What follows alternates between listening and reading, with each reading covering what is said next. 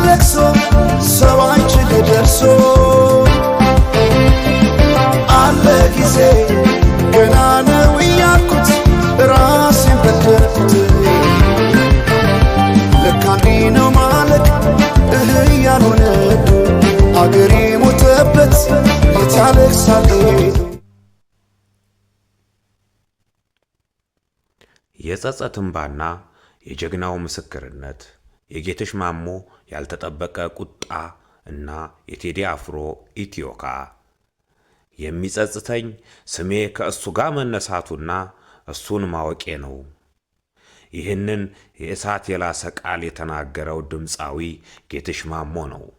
በሚሊዮኖች ልብ ውስጥ በዜማዎቹ የሰረጸው አርቲስት ዛሬ ግን ከዜማ ይልቅ በቁጭት የታጀበ እውነት ብቅ ብሏል። ስለ ቴዲ አፍሮ አዲሱ አልበም፣ ስለ አዲስ አበባ መፍረስና ስለ ሀገሪቱ ወቅታዊ መከራ ጌትሽ ማሞ ምን አለ? መልህቅ ልሳነ አማራ ዛሬ ይህንን የጥበብ ሰዎች ቁጭትና እውነት ይዞላችሁ ቀርቧል። አንደኛው የጥበብ ሰው ድፍረት፣ አብይን ማወቄ ይጸጽተኛል። ጌትሽ ማሞ ካለ ምንም መሽኮርመም የተናገረው ትልቅ ቃል በኢትዮጵያ ፖለቲካዊ እና ማህበራዊ መድረክ ላይ ትልቅ ድንጋይ እንደመወርወር ተቆጥሯል። በአንድ ወቅት ለለውጡ ቅርብ ከነበሩት አርቲስቶች አንዱ የነበረው ጌትሽ ዛሬ ግን ስሜ ከእሱ ጋር መነሳቱ ያመኛል ሲል በሕዝብ ላይ እየደረሰ ያለውን ግፍ እንደማይታገስ በይፋ መስክሯል።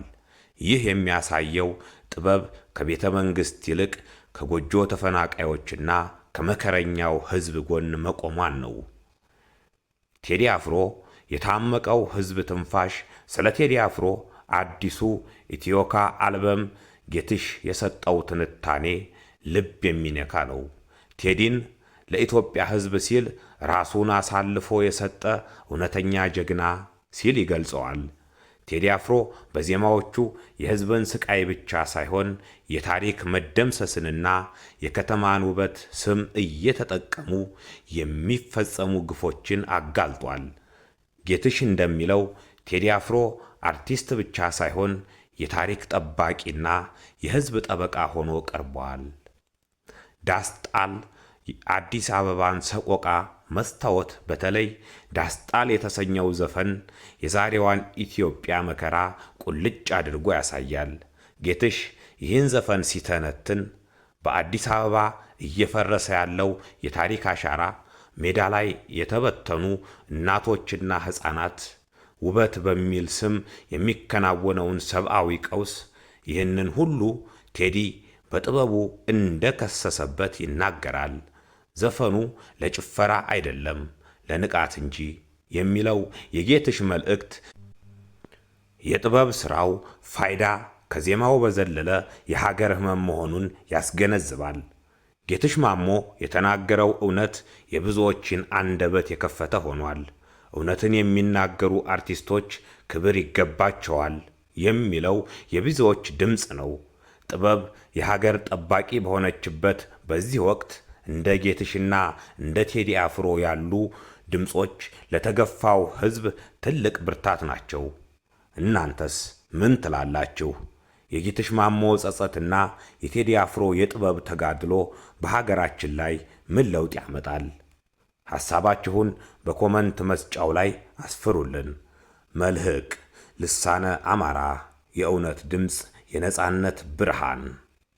ሰብስክራይብ በማድረግ ቤተሰብ ይሁኑን።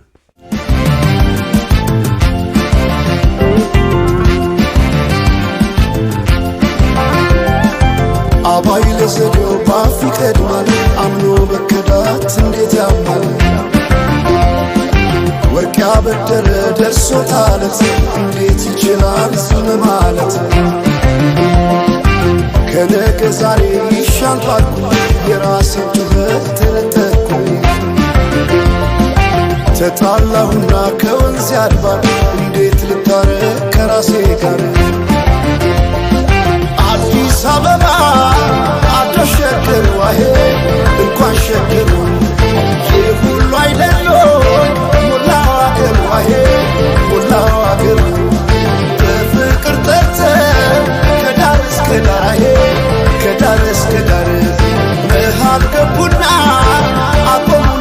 ባንዲራዬ አቆሙን ከዳር ባቆዩት አገር ጀግኖች በአንድነታዬ በአርበኝነት እንዴት ይገፋ ኢትዮጵያዊነታዬ ኢትዮጵያዊነት